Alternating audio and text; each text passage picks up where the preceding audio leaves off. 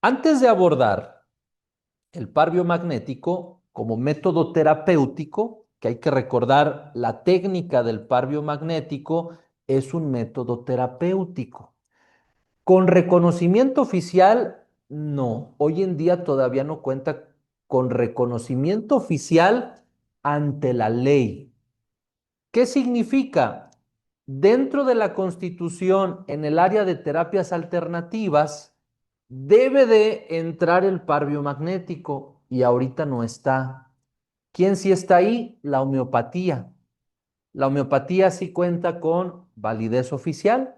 Sí está ahí en el apartado de terapias complementarias o alternativas, pero el par biomagnético todavía no está. Hubo un intento de agregarlo. Hubo un diputado de Morena que él hizo todo un trabajo de investigación, la verdad, muy interesante, y dice, cada vez hay más personas que aprenden el par biomagnético, cada vez hay más personas que lo aplican. Como decía Jaime, la gente tiene buenos resultados, a la gente le gusta, pero él proponía ahí un problema. Él decía, esto presta también para que haya malas formaciones que no están reguladas, que duran muy poco tiempo, que no tienen el peso para que realmente sea una terapéutica. Y el diputado proponía ahí que se debía de agregar a la ley de terapias complementarias y que deberían de ser formaciones de al menos 2 o 3 años en donde las personas se capacitaran y conocieran un poquito de anatomía, de fisiología, porque al final de cuentas es con lo que nosotros trabajamos a la hora de ver a un usuario o a la hora de ver a un paciente. Metió la propuesta de reforma, pero no ocurrió nada. ¿Qué quiere decir? Ni siquiera se tomaron el tiempo de revisarla. O sea, ni siquiera la vieron para ver si sí, para ver si no. Pues no fue prioridad dentro de lo que ellos analizan o debaten.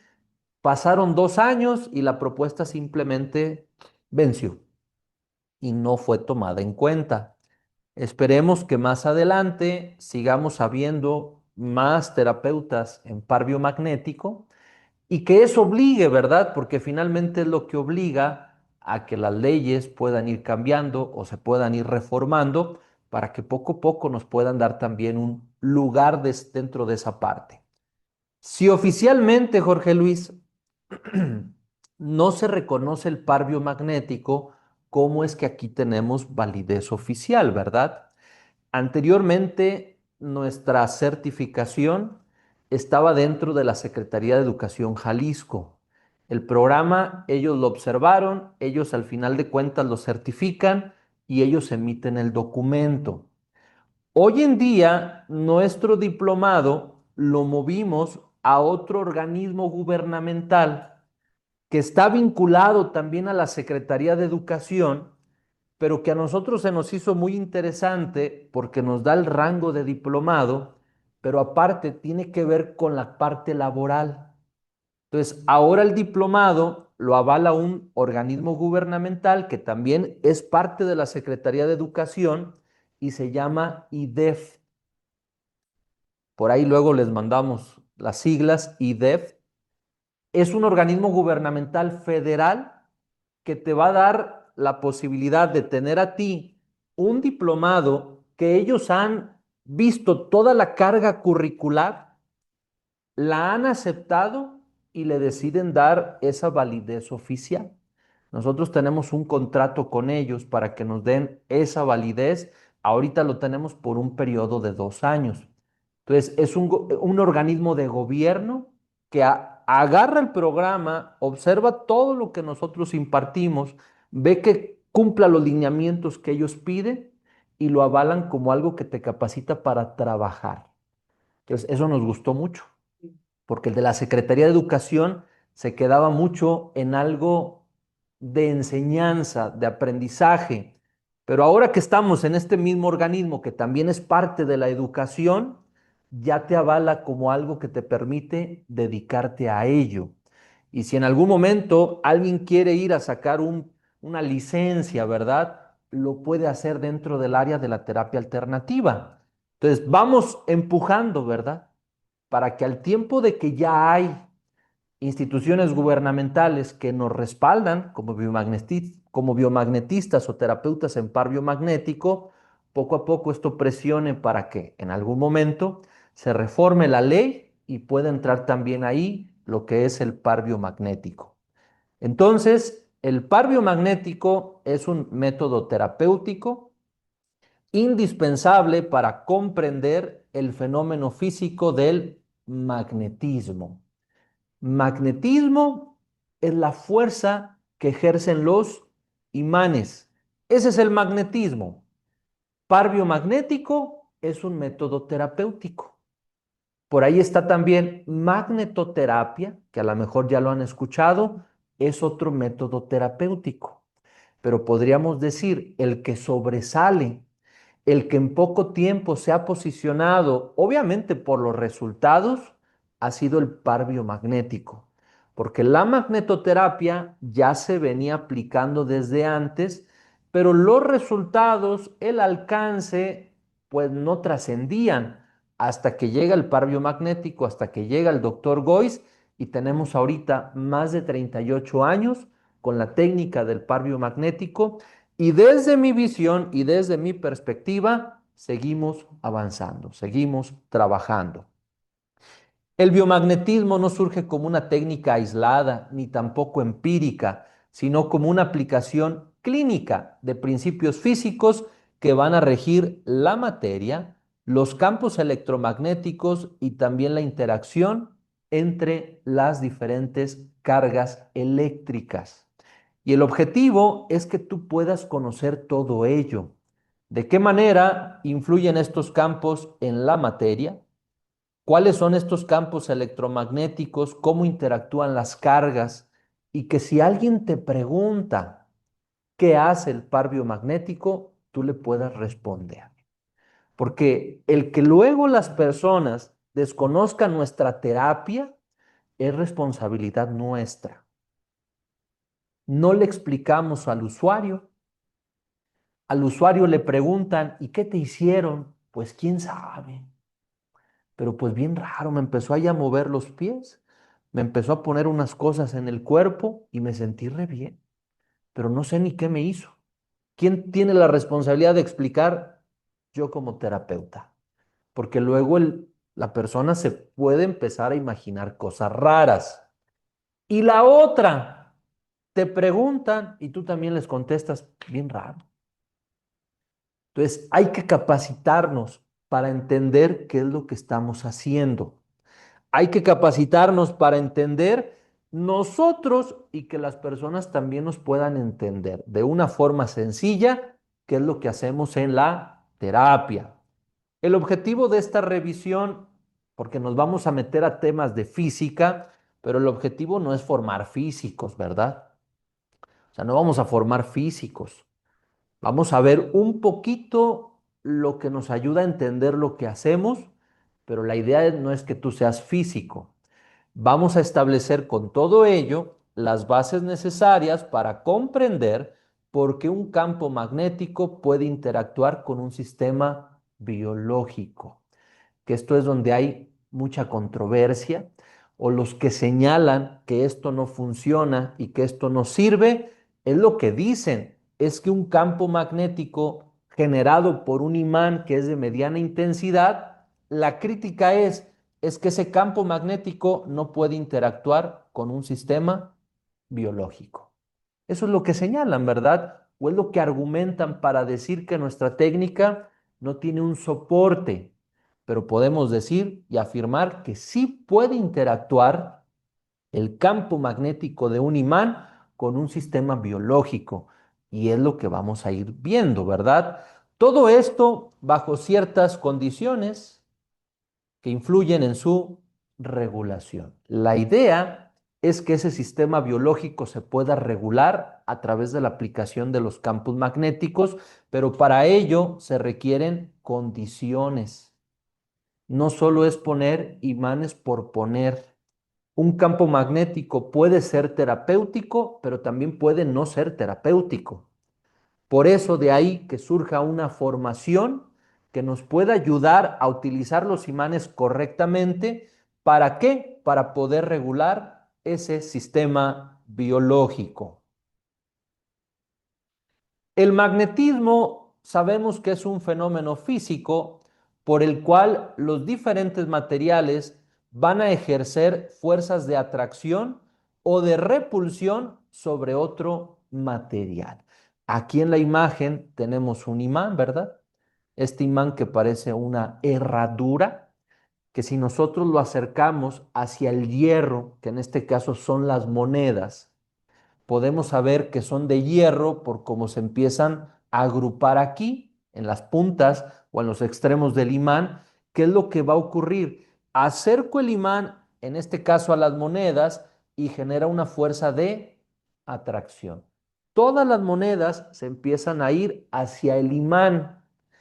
Y otra cosa bien interesante, como la moneda es de hierro, al estar el hierro dentro de esa fuerza magnética o de ese campo magnético que crea el imán, cada moneda se convierte también en un imán. Cada moneda se convierte también en un imán. Se les llama imanes temporales, porque en el momento en que yo alejo ese campo magnético, la moneda deja de ser un imán. Pero mientras esté el campo magnético, la moneda también se convierte en un imán y a esa moneda se le van pegando otras monedas. En un sistema biológico, ¿en dónde encontramos hierro? En nuestra sangre. Justo ahí en los glóbulos rojos, en la hemoglobina, ahí vamos a tener el hierro que más adelante nos va a servir para transportar el oxígeno. Pero el hierro tiene esa característica. Ante un campo magnético, el hierro se magnetiza también y de forma temporal, no permanente. De forma temporal también se convierte en un imán. Algunos materiales presentan propiedades magnéticas fácilmente detectables, como ahorita el que comentamos, el caso del hierro. Al igual también tiene propiedades magnéticas detectables el níquel, el cobalto, las diferentes aleaciones de estos y normalmente a este tipo de materiales que se pueden imantar y que la fuerza magnética es detectable, se le va a denominar imán. Se le va a denominar imán. ¿Por qué? Porque tiene la capacidad de generar un campo magnético. Y dentro de estos imanes vamos a tener dos tipos.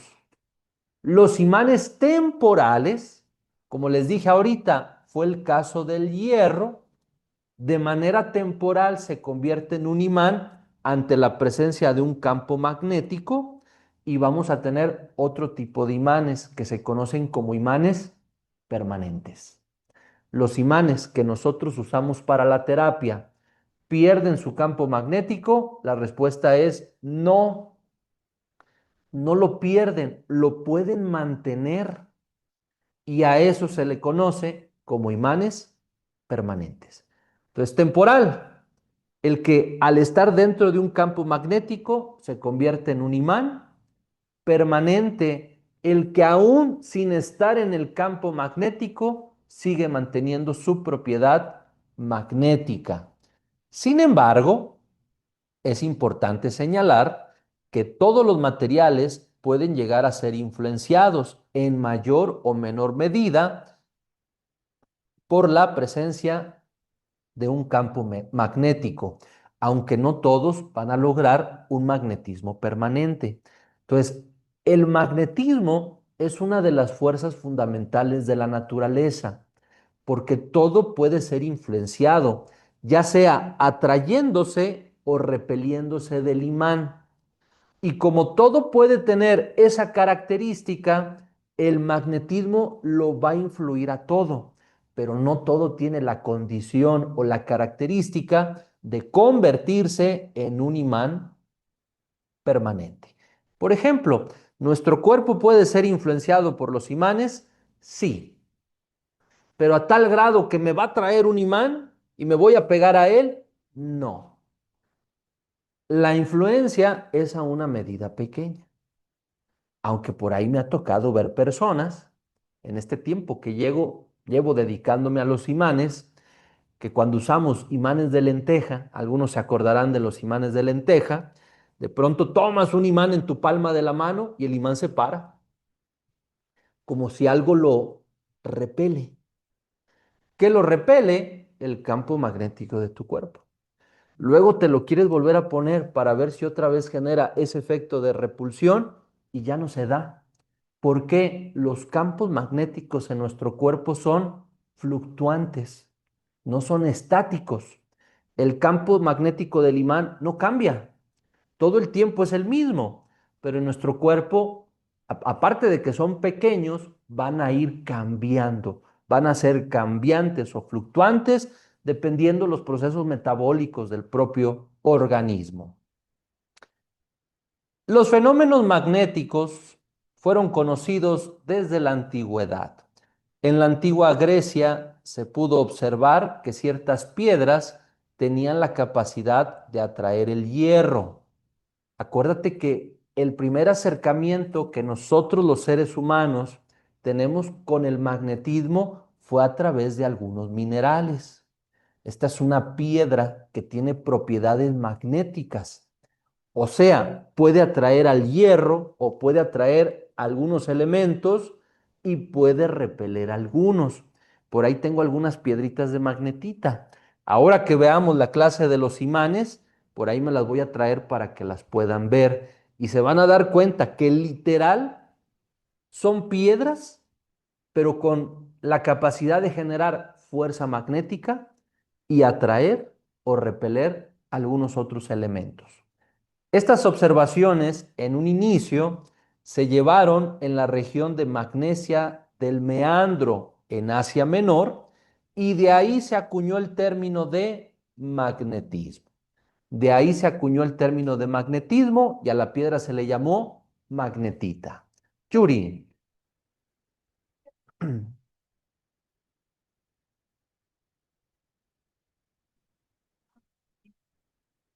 no necesariamente, porque vamos a ver ya más adelante que el par biomagnético pues interactúa con el hierro porque está presente en la sangre, pero no es nuestro objetivo. Nuestro objetivo va a otra zona del cuerpo donde también hay cargas y es la membrana de la célula. Entonces, podríamos pensar también que en ocasiones pareciera que la persona no responde, pero más bien porque vamos trabajando en capas, como si fuera una cebolla. Y en ocasiones para ver ya una respuesta importante tengo que quitar una primera capa o hasta una segunda capa y de ahí ya viene esa respuesta importante del organismo. Entonces, más bien pudiera ser eso que la falta de hierro.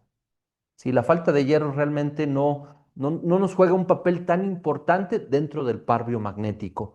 A lo mejor dentro de la magnetoterapia, en donde usamos imanes en puntos específicos por tiempo más largo, pues sí, están interactuando constantemente y le pueden dar un cambio al flujo sanguíneo. Pero dentro del par biomagnético no nos aplica tanto. Entonces, Maestro, disculpe, no se adelante. escuchó la pregunta de la compañera. Se las repito. Nos comentaba la compañera Yuri que si en ocasiones por la falta de hierro no se da un buen resultado en algunas personas, y yo le comentaba lo que ya escucharon, ¿verdad? Que no necesariamente, ya que dentro del par biomagnético no interactuamos con el hierro directamente, sino con las cargas de la membrana celular.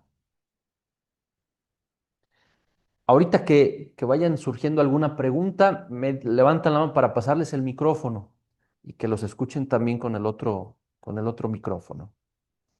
Ahí está. Gracias. Un gusto.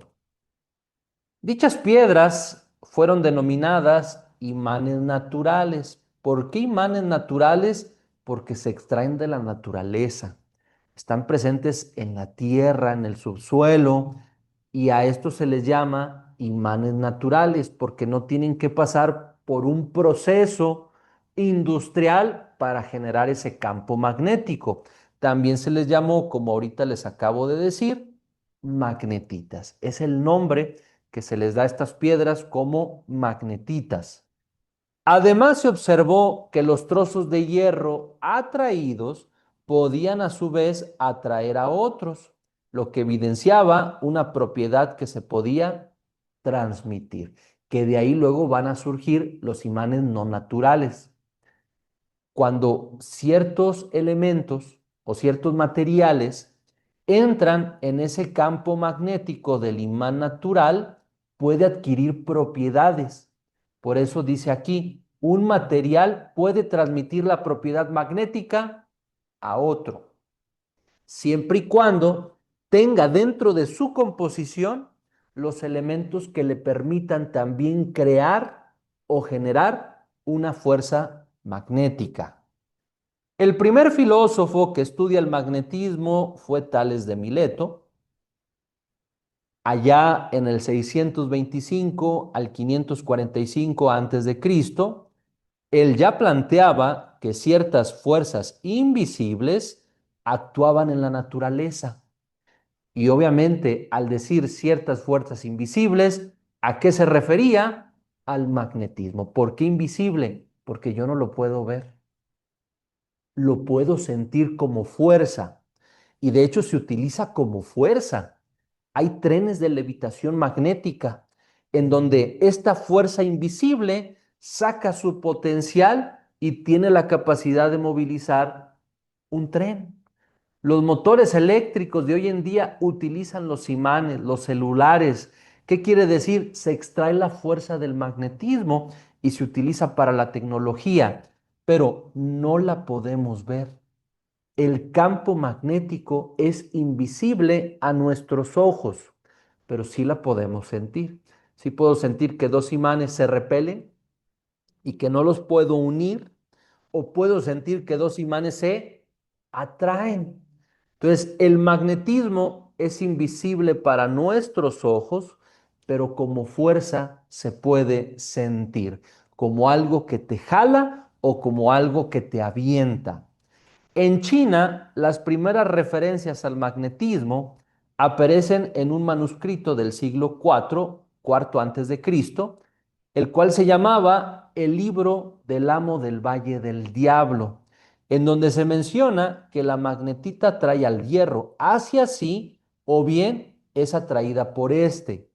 Más adelante, entre los años 20 y 100 de nuestra era, se documenta por primera vez la atracción de una aguja, lo cual es el antecedente directo de la brújula.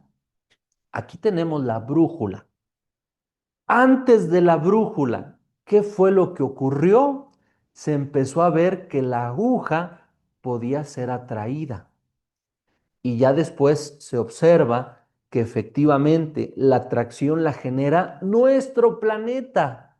Entonces, nuestro planeta también crea esa fuerza invisible magnética, en donde tampoco la podemos ver, o sea, literal no la puedo ver, pero la puedo interpretar a través del efecto que crea en la brújula. La brújula siempre va a jalarse por el polo magnético terrestre. Y ahí es donde yo digo, no siento la energía magnética, no la veo, pero la logramos materializar a través de la brújula. Y nuestros celulares hoy en día también son sensibles al campo magnético terrestre. La mayoría de celulares traen una aplicación que se llama brújula y tú la pones y vas a ver que se va a orientar de acuerdo al campo magnético terrestre. Y si nosotros agarramos un imán, más adelante haremos el experimento, y lo suspendemos con un hilo, el imán también tiene la característica de orientar siempre una de sus caras hacia el polo norte terrestre. Entonces, nuestro planeta también crea un campo magnético que no es visible, que no lo puedo percibir o no lo puedo sentir, pero que ahí está y a través de una brújula se puede materializar y yo puedo observar la influencia de ese campo magnético que nos inunda, que nos invade y que de alguna forma, por ahí Richard Brodin Meyer después teoriza de que cuando salimos del campo magnético terrestre, el cuerpo se empieza a alterar. Por lo tanto, también podemos afirmar el organismo depende del campo magnético de la Tierra para su desarrollo, para su mantenimiento y también para su funcionalidad. El científico chino Shen Kua, por ahí del 1031 al 1095, describe el uso de la aguja magnética y mejoró la navegación al introducir el concepto del norte verdadero o el norte absoluto, que es hacia aquel que apunta la brújula y que a los marineros o a las personas que se aventuraban les ayudaba a saber hacia dónde iban o hacia dónde se iban a orientar. Entonces fue esta persona, Shen Kua, por allá del 1031 al 1095. Vean qué interesante, ¿verdad? Para nosotros hoy en día la brújula hasta nos da igual. Digo, yo tengo una brújula pues, porque me dedico a esto, ¿verdad? Y digo, y está la del celular.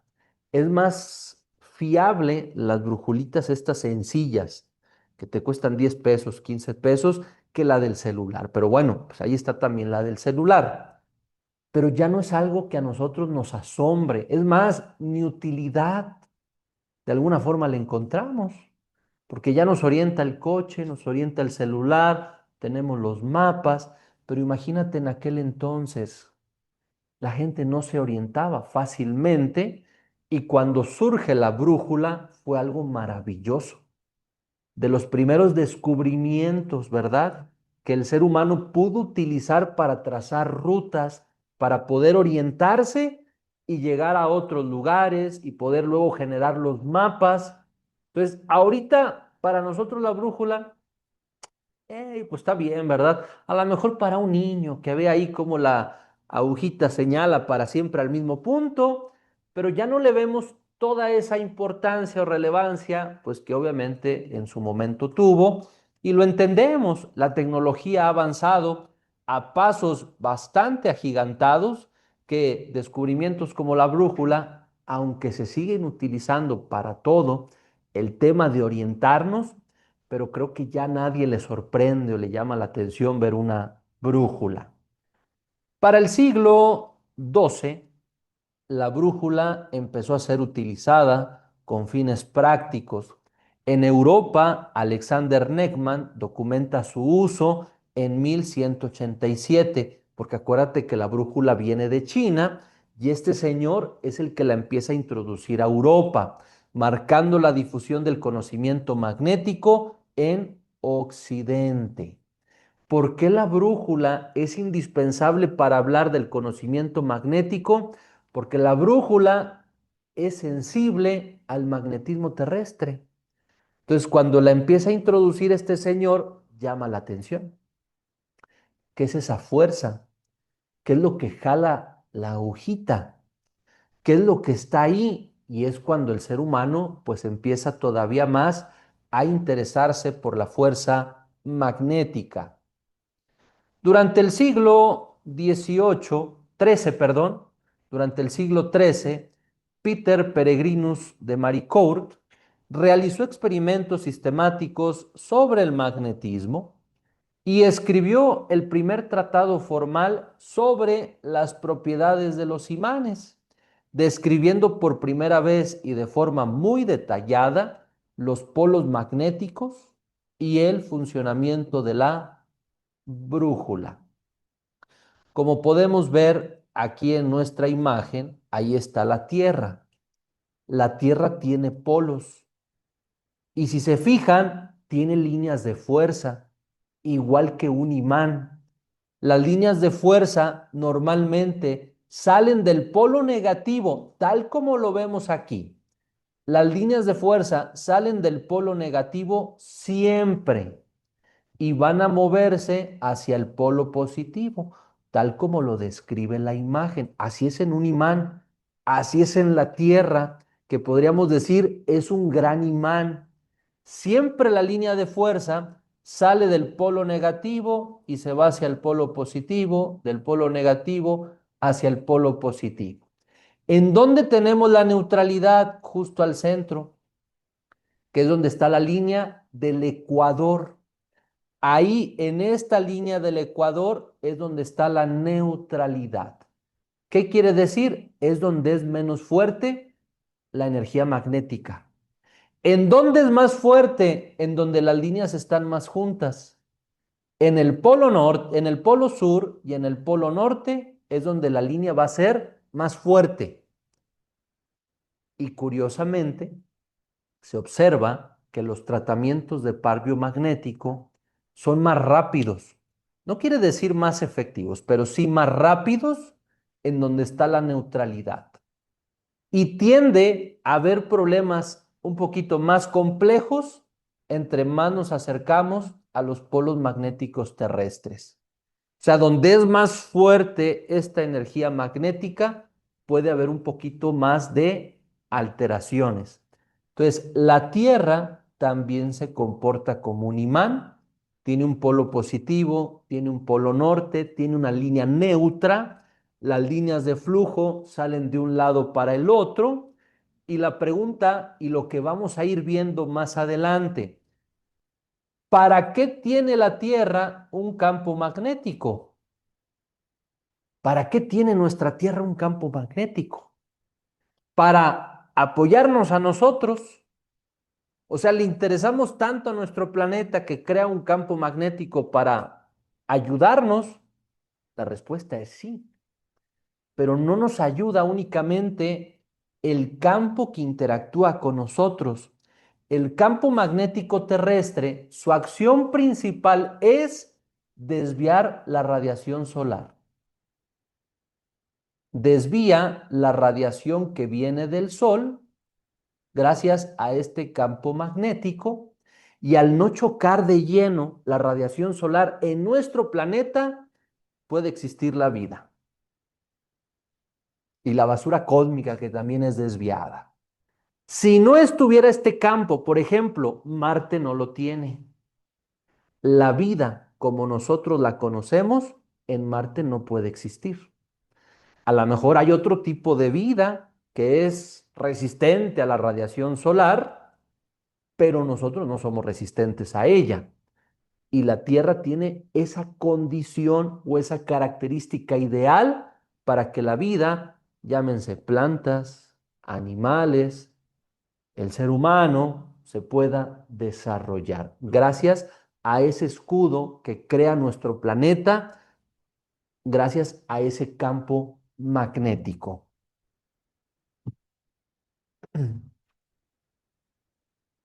Ajá.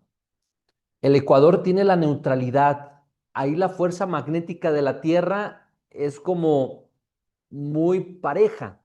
Se anula, ¿verdad? Porque está un polo y en el otro. Y en donde es más fuerte va a ser en el extremo, en el polo norte y en el polo sur.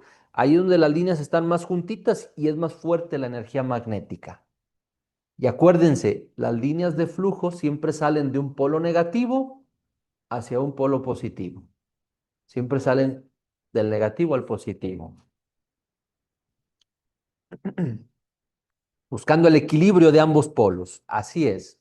Nos dice Yuri que en la técnica del par biomagnético neutralizamos utilizando ambos polos, y es correcto, efectivamente, eso es lo que nosotros tratamos de hacer.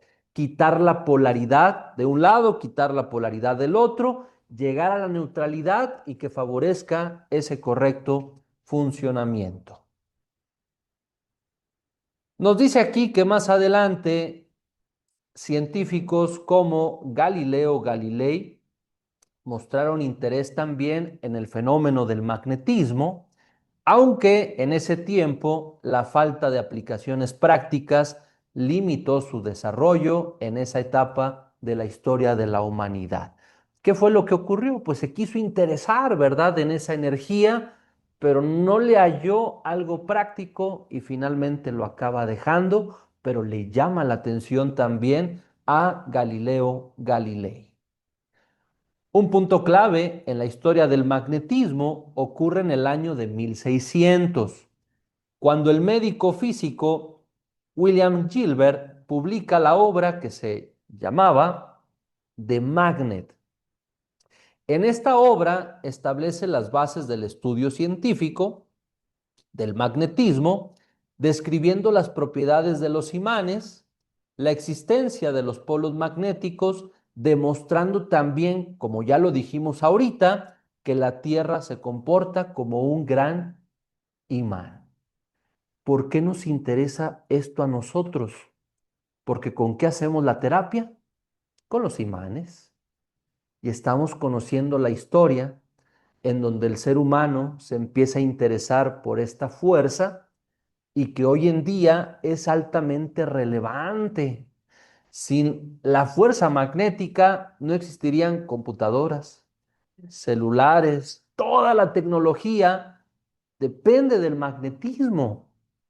Entonces, gracias a todos estos hombres que se fueron interesando y nos fueron dando cada vez más explicación, pues el magnetismo hoy en día es lo que es y nos ayuda para casi todos los desarrollos tecnológicos. Este señor Gilbert también observó que la imantación del hierro se puede perder cuando éste se calienta al rojo vivo. Entonces describe que la imantación por influencia se puede dar y se puede perder al calentarse y son los fundamentos que hasta el día de hoy siguen estando vigentes. Los imanes que nosotros utilizamos son de ferrita y podemos argumentar que es un imán permanente porque el magnetismo no lo va a perder de forma fácil. ¿Cómo lo puede perder? Calentándolo al rojo vivo. Si nosotros agarramos un soplete, haríamos el experimento, pero creo que puede ser muy arriesgado, ¿verdad? Pero si le quitamos el forro y agarramos un soplete y lo llevamos aproximadamente a 600 o a 700 grados centígrados, dejamos que se enfríe, lo queremos usar y ya no va a funcionar. Voy a tener el bloque de ferrita, pero ya sin propiedades magnéticas. El calor mueve los electrones y hace que se pierda la fuerza magnética, los desordena y ese imán permanente deja de serlo. Entonces, cada imán permanente puede perder su condición magnética si se expone al calor. Si lo exponemos al calor, puede perder esa condición magnética. Y esto puede ser interesante, ¿eh? Porque por ahí hay un biomagnetista español, también es investigador, y él, luego lo vamos a ver, él se pone a ver si el reflejo, o sea, el acortamiento de la pierna derecha, se pone a investigar si es real o no.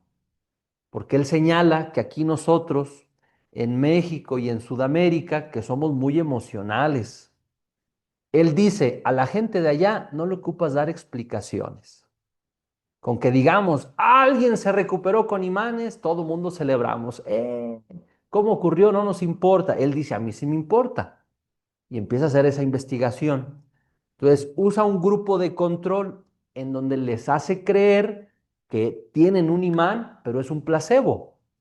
Entonces podríamos decir que para hacer ese placebo le podemos quitar su capacidad magnética al imán, llevándolo al rojo vivo, volviéndolo a forrar y ya nos puede ayudar para hacer experimentos con gente que sí tenga el campo magnético y ver qué reacción hay y gente que no lo tenga y de ahí poder hacer experimentos, evaluaciones, comparaciones. Entonces, la forma en la que un imán permanente puede perder su campo magnético es a través de llevarlo al rojo vivo, a través de calentarlo.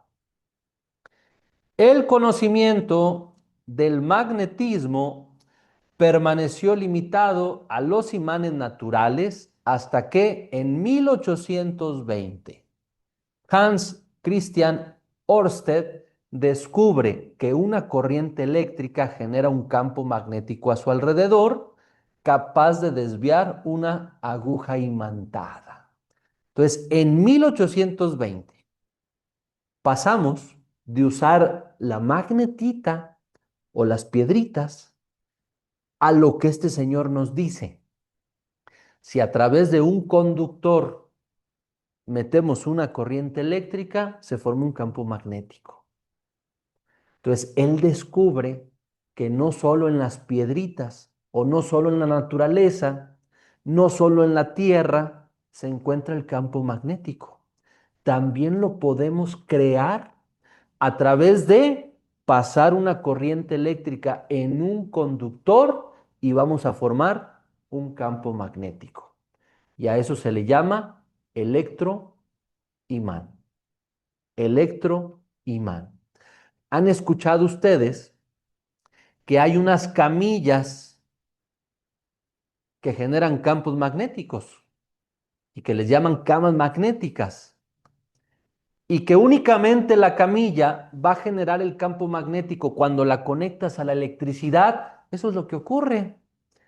En esas camillas hay conductores de cobre que cuando no hay electricidad no producen un campo magnético.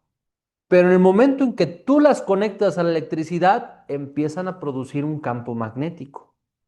Y eso, ¿quién lo descubre? Este señor Christian Ørsted, por allá del 1820.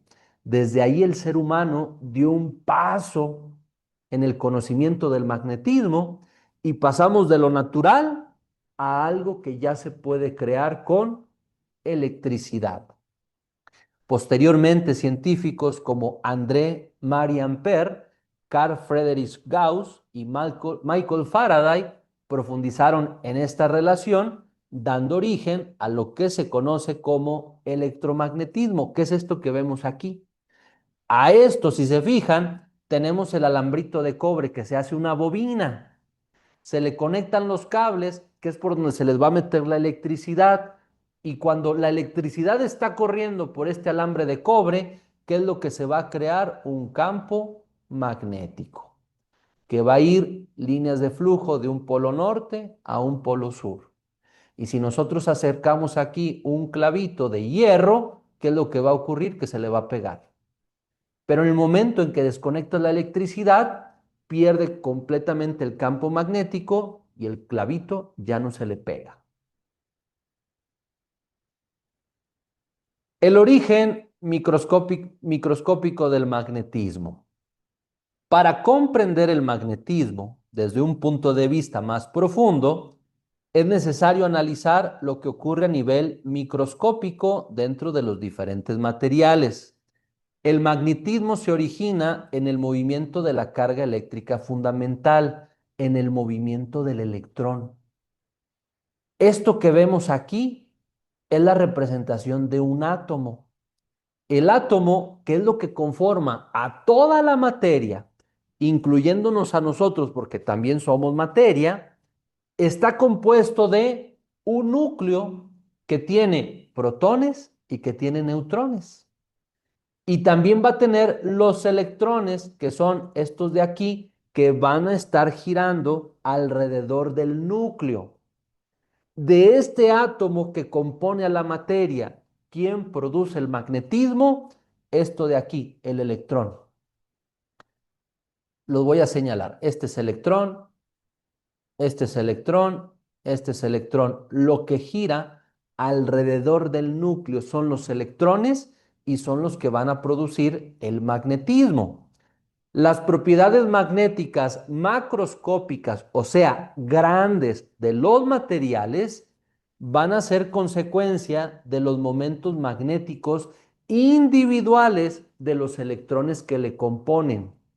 Por lo tanto, en los átomos, estos momentos magnéticos se van a originar de dos formas. Para que me vayan siguiendo, estamos hablando del átomo, de esa partecita pequeñita, invisible a nuestros ojos, que nos compone y que tiene un núcleo de protones y neutrones, y alrededor, como los planetas, van a estar girando los electrones. Esos electrones van a crear el magnetismo. ¿Por qué? Porque el electrón se va moviendo. aquí tenemos otra imagen del átomo. Esta es otra imagen. Los que giran, los que hacen esa órbita, son los electrones. El electrón se va desplazando. Tiene un movimiento orbital. ¿Alrededor de quién? Alrededor del núcleo. Electrones. Y va girando alrededor del núcleo el electrón y esto se puede considerar como una pequeña corriente eléctrica que se va moviendo, la cual por este movimiento alrededor del núcleo va a ir generando un campo magnético. Este movimiento orbital produce un momento magnético asociado, por lo que cada átomo puede considerarse como el imán más pequeño que existe. ¿Cuántos átomos nos conforman a nosotros? Aproximadamente 7.000 cuatrillones. Aproximadamente 7.000 cuatrillones de átomos componen a un organismo, a un ser humano. Esos 7.000 cuatrillones de átomos van a darnos billones de células. Entonces, en cada uno de esos átomos tenemos electrones. Tenemos a los imanes más pequeños que existen. Jorge Luis, si tenemos tantos electrones, o sea, tantos imanes, ¿por qué nosotros no producimos un campo magnético grande como si lo produce un imán? Porque en nuestro organismo esos electrones no se pueden orientar hacia la misma dirección, cosa que en el imán sí. Imaginen ustedes que yo les dijera, vamos a empujar un auto y uno empuja para adelante y el otro empuja de adelante hacia atrás y el otro de un lado para otro. ¿Lo vamos a mover? No. Pero si todos nos ponemos en un solo punto del auto y empujamos todos hacia la misma dirección, lo movemos. Entonces, nuestros electrones van a estar empujando para diferentes lados. Por lo tanto, el campo magnético que nuestro cuerpo puede producir es pequeñito, pequeñito, pero suficiente para interactuar con el campo magnético terrestre, suficiente para interactuar con otros campos magnéticos y que de ahí el organismo se pueda desarrollar.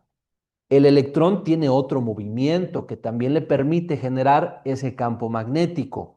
El electrón va girando sobre su propio eje y se le llama movimiento de spin o de giro. Además del movimiento orbital, el electrón posee este giro que se denomina spin, que también genera un movimiento, un momento magnético.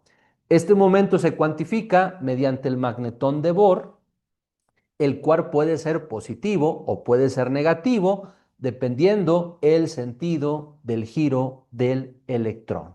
Entonces, todo electrón es un imán, gracias a que va produciendo una corriente eléctrica, gracias a que va llevando un movimiento sobre su propio eje, y eso le da una condición negativa o positiva. En los átomos cuyas capas electrónicas están completas, los electrones están parejos. Por lo tanto, está emparejado con spin opuestos negativos y positivos, lo cual va a generar un momento magnético nulo. Acuérdate, cuando es negativo con positivo, se anula y ya no tenemos fuerza magnética. Eso va a ocurrir en electrones que están completamente emparejados. Por esta razón, los materiales cuyos átomos presentan capas completas no se van a poder magnetizar de forma permanente. Todo material es sensible a la fuerza magnética, pero algunos están completos. Por lo tanto, se emparejan, se nulifica la fuerza magnética y no es visible. ¿Qué relación tiene esto que acabamos de ver con la técnica del par biomagnético? Si el magnetismo se origina por el movimiento del electrón, entonces todo sistema biológico que ahí entramos nosotros, que ahí entran las plantas y entran los animales, al estar constituidos por átomos, por moléculas y cargas eléctricas en un constante movimiento, va a ser inherentemente susceptible el sistema biológico a la influencia de los campos magnéticos. Más sencillo, nosotros estamos creados de átomos. Los átomos poseen electrones, pequeños imanes. Por lo tanto, al estar compuestos nosotros de estos elementos, podemos ser susceptibles a cualquier otro campo magnético. Sí, un poquito más claro. Acuérdense, nuestro cuerpo está formado por átomos, por energía. Dentro de esos átomos tenemos muchos electrones. Los electrones son pequeños imanes y el estar constituido de estos elementos como sistema biológico, somos sensibles también a los diferentes campos que nos rodean. Ojo, esto no implica que todo campo magnético sea terapéutico, ni que en cualquier aplicación de imanes podamos tener un efecto clínico. Por eso les digo, ha ido evolucionando las técnicas magnéticas hasta llegar a lo que conocemos hoy como el par biomagnético. El par biomagnético surge como un método específico con criterios, fundamentos y límites claros, que utiliza campos magnéticos con una intención reguladora y bajo un marco clínico definido. Estos aspectos obviamente van a ser desarrollados de forma progresiva a lo largo del diplomado. ¿Alguna pregunta? ¿Algún comentario? Igual, compañeros en línea, si hay alguna duda o pregunta. Si no, concluimos con esta nota final.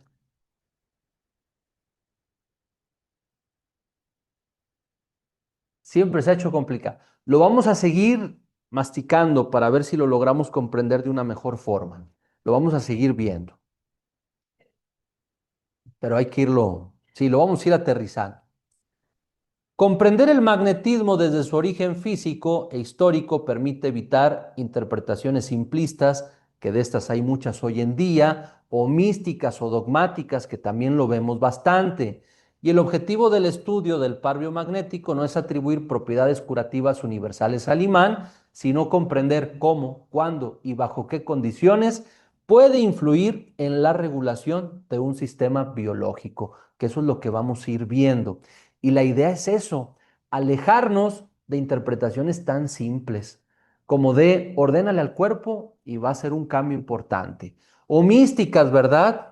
O sea, que ya caen en un sentido pues igual de simple, pero a un nivel místico. O dogmáticas que se van haciendo como leyes o creencias sin un fundamento.